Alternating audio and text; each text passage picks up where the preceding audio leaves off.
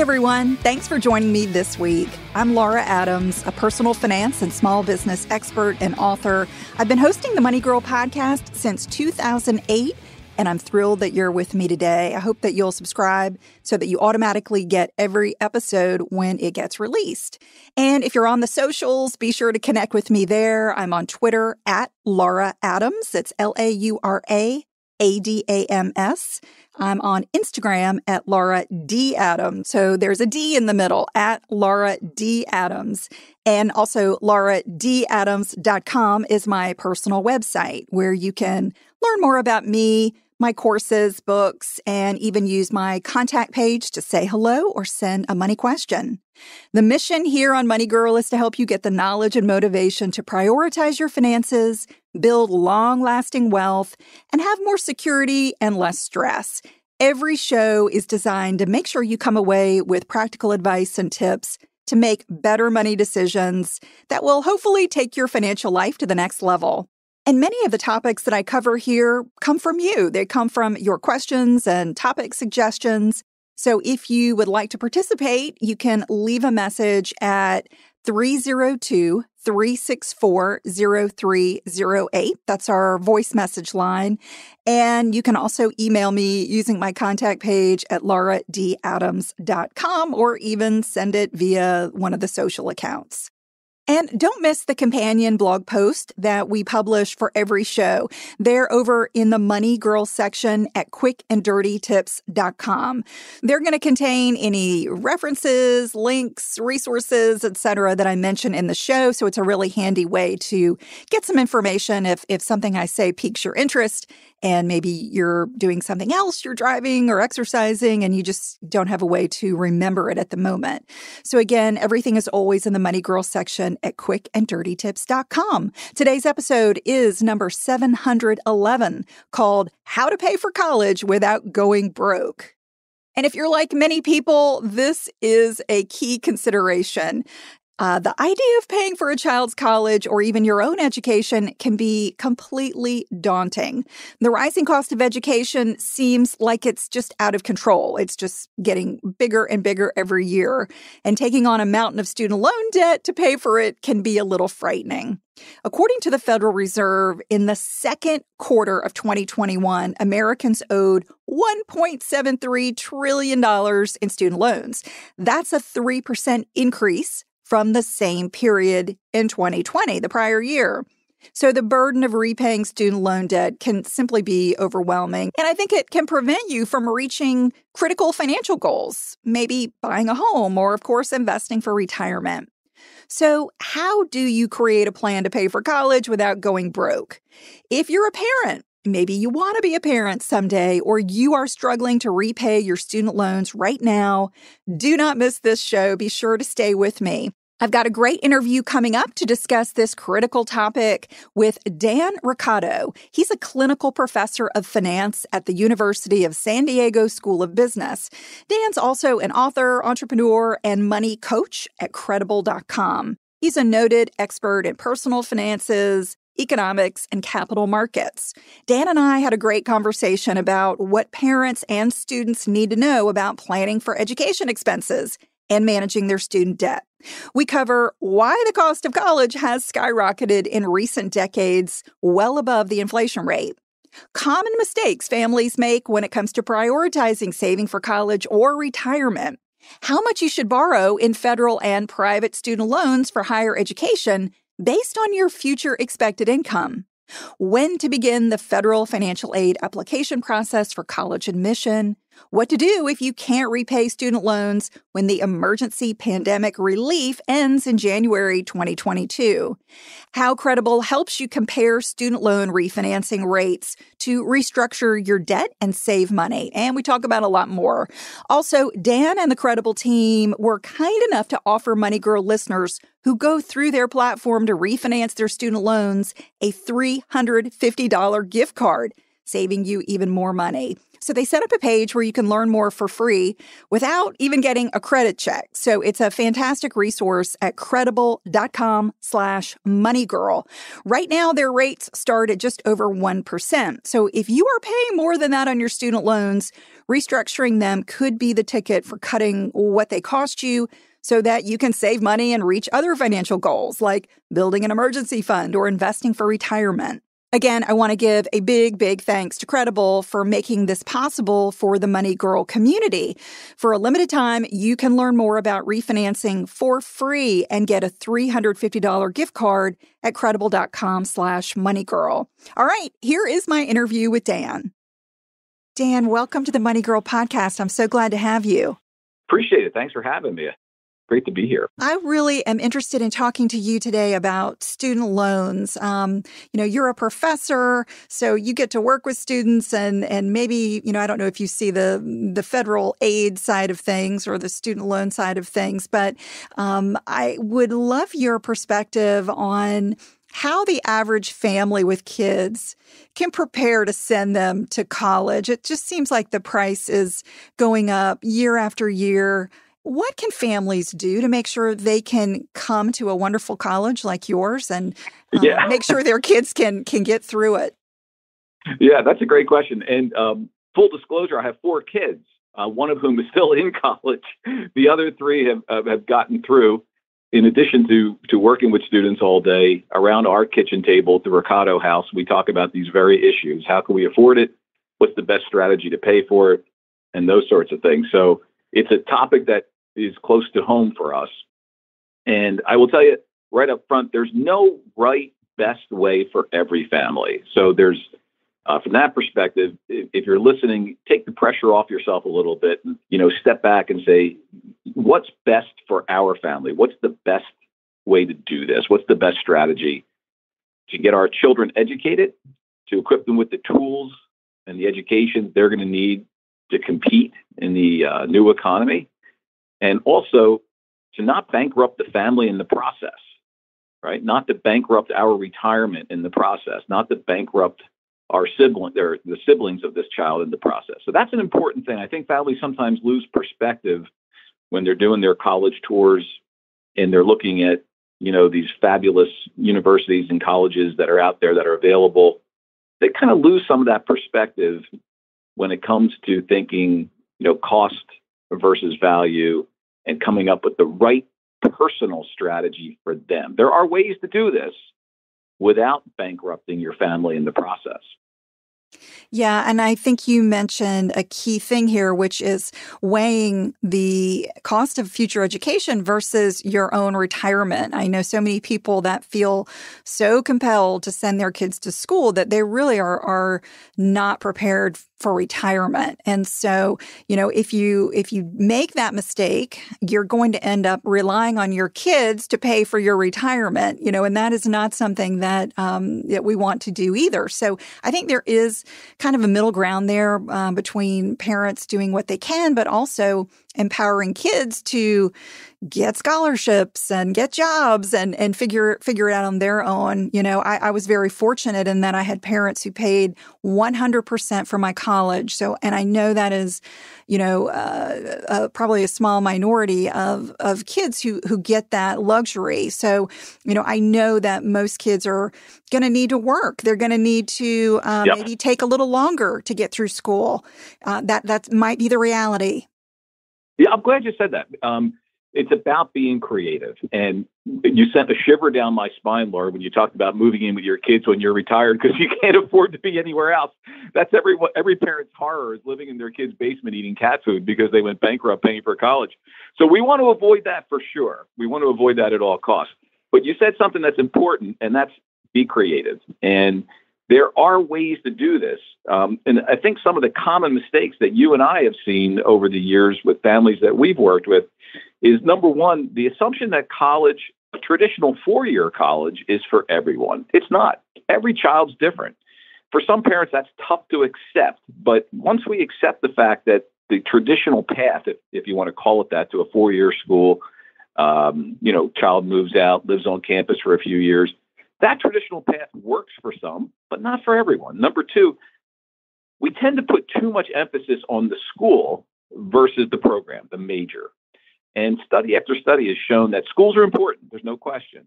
But major, your choice of what you're going to study and how you apply that is much more important to the economic outcome. Next, we have the fact that, oftentimes families, and we're all a little bit guilty of this, we're not as focused on the outcomes as we should be. Americans are the best shoppers on the planet, right? We'll go to the grocery store and we'll look at the ingredients in a box of mini wheats for 20 minutes, but we don't spend as much time really understanding the cost, the value, that value proposition for college. When it's, in fact, for most families, their single largest expense after their home. So if we apply some of the acumen that we have as shoppers to the college search and selection process, I think we'd all be a little bit better off in terms of what's the return on investment? What's the outcome I can expect? So I think those factors, as you and I and parents across the country go through that evaluation process and decision-making process, keep those in mind, and it'll help us through this. Why do you think college is going up so much year after year?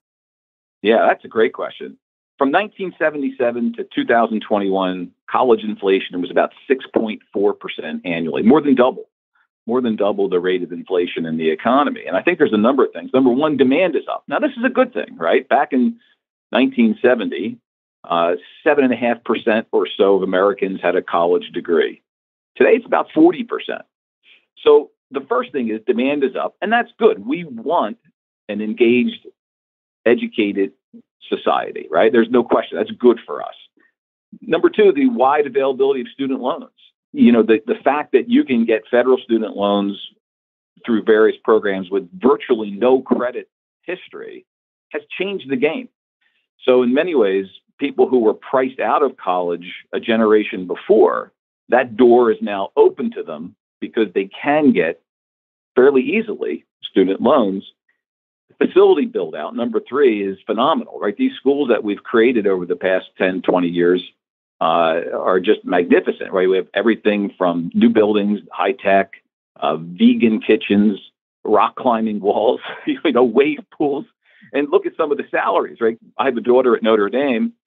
Brian Kelly, just left Notre Dame to coach at LSU for $9.5 million a year. Now, I don't begrudge him that, but these are some of the reasons why college has just gotten so expensive relative to general inflation in the economy. Yeah. And if you've got to borrow money to attend college, what do you think is the right amount? I know a lot of people use some guidelines like perhaps your first year salary out of school, that projected salary or estimated salary. Let's say, if you're going to be a doctor and you're going to be able to make, $150,000 out of school, maybe $150,000 is the right number to borrow. Do you think any of those guidelines make sense? I do. I like that. I'm glad you said that. There is, a lot of wisdom in trying not to borrow more than your anticipated first year salary. Now, the problem with that is, is a lot of students go in their freshman year thinking they're going to come out a doctor and wind up coming out, something completely different. So at 18 years old, you may not necessarily have your whole life planned in front of you. I certainly didn't, that's for sure.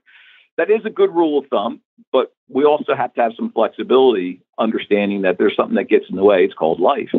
But that's a great place to start. Beyond that, what we want to do is we want to look at what I call sort of the investment in human capital. And that's really what the education is, right? You're investing in your single biggest asset, which is you, right? Your human capital. So from that perspective, we want to take a longer term approach and say, my career might span 40 years. Or maybe even more. So over that career span of 40 or 50 years, what's the right balance between borrowing now and 40 or 50 years of, hopefully, a return on that investment? If a listener is not familiar with the financial aid process, how does it work? Where do you start? Is there any good resource that you can give folks to sort of begin this whole journey? Yeah. So in the old days, it was extraordinarily complicated with paper forms and things like that. It's gotten a bit better. So the good news for everyone listening is it's not as daunting a task as you may have heard. It has somewhat been, made a little bit easier for us. The best resource, if you remember one thing, the best resource is studentaid.gov. That's the website that the Department of Education sponsors that opens the door to a lot of good, valuable educational tools with respect to the college process, paying for college, borrowing for college. And that's where you'll find the FAFSA form, the free application for federal student aid form, which is no longer a paper form. It's all electronic, so that's good. A lot easier than it used to be. And that really is the turnstile. That really is the gatekeeper. That's our first step in starting with a funding plan for college. How are we going to pay for this? So it started on October 1st. It closes on June 30th of next year for the following school year. So we always encourage folks to get your FAFSA in as quickly as you can. And again, the good news, Laura, is that it's a lot easier than it was in the past. That's great. So that's going to help folks understand how much federal aid they may qualify for. Then what do you do if you still need more money? When does it make sense to take out private loans? Yeah, let's call it the gap, right? We have our cost of attendance, and then we have our expected family contribution, and there's that gap in the middle. And as you said, some of that will be, hopefully plugged with scholarships, grants, those sorts of things. But for most students, for most mere mortals, we still will be left with a gap, and that's where borrowing comes in. At the federal level, and my counsel to all families is if you're going to borrow, always start with the federal loans. They may not necessarily have the lowest interest rate at the time, but they will certainly have the most flexibility in the future, as we've seen during the pandemic, right, when we had the pause on federal student loan payments. So if we can, we always want to start plugging that gap with the available federal student loans, and your college will inform you of which of those are, available to you. If there's still a gap after that, there are federal loan programs available for parents. Beyond that, there are private student loans available as well. But the parent loans and the private loans are based on credit availability, credit score, your attractiveness, if you will, from a credit perspective. Whereas the federal student loans that go directly to the undergraduate student, the factors that we don't really worry about too much are your credit scores. Essentially, everyone qualifies as an undergraduate for a limited amount of federal student loans. And then when students get out of school, what do they need to know about repaying these loans? Some of them are going to be deferred interest. Some of them you may need to start paying right away. Are there any tips you can give for kind of just navigating the repayment as soon as you graduate? Yeah. So by the time you're a senior, by the time you're getting close, you're sort of thinking your last semester is coming up, you should start putting together a plan for repayment. And as you said, with the federal student loans at the undergrad level, you might have up to 6 months where you don't have to make payments. Now, that doesn't mean the interest isn't running. Think of the interest as a meter. That meter is running. So the sooner you can start making those payments, the better. Just because you may be able to defer it may not be the best solution. You may want to, if you can afford it, start paying those as soon as you can. But ideally, by the time you leave the quad, you want to have a reasonable strategy in place for how you're going to tackle that monthly payment in terms of when it's going to start, how much it will be, and how that's going to fit into your budget after graduation. You mentioned that there was some emergency relief for the federal student loans due to the pandemic. That is coming to a close here pretty soon at the end of January, unless there's some, another extension of that benefit. What should folks be thinking about right now if they've been deferring payments and let's say they're dealing with a financial hardship, they're not going to be able to start making those payments again at the end of January? What should they do? Where should they turn for help? Yeah, good question. So first, understand that if you're out of work and legitimately unemployed, actively looking for a job, there is up to 6 months more available in terms of your deferral on those payments If they're federal student loans, you might be able to get up to another 6 months if you qualify as unemployed. Beyond that, assuming these are, again, all federal student loans, there are various income-based repayment programs that, as the name implies, the monthly payment that you make is essentially a function of your monthly income. So if you have a very low income, potentially you would have a very low payment. Those programs are also available for federal student loans. And again, the best resource is studentaid.gov to find out about those programs. On the private side, which many private loans were not paused, so presumably borrowers have been making those payments, or at least hopefully making those payments. But if you're in over your head there, your best and most important phone call is directly to the servicer of that loan, and be honest. Say, I'm in trouble. I can't make this payment. How can we work together to come up with a solution? Most private lenders are more than happy to have that conversation. The last thing they want you to do, is go into the witness protection program and not hear from you. They want to hear from you if you're in trouble rather than no communication, right? So they will work with you most of the time to try to figure out a plan. That might be extended payments. It might be reduced payment for a certain period of time, that sort of thing. But the worst thing that you and I can do come February 2nd is throw it in our sock drawer and forget about it. We've got a plan for it now. Be proactive. Reach out for help if you need it.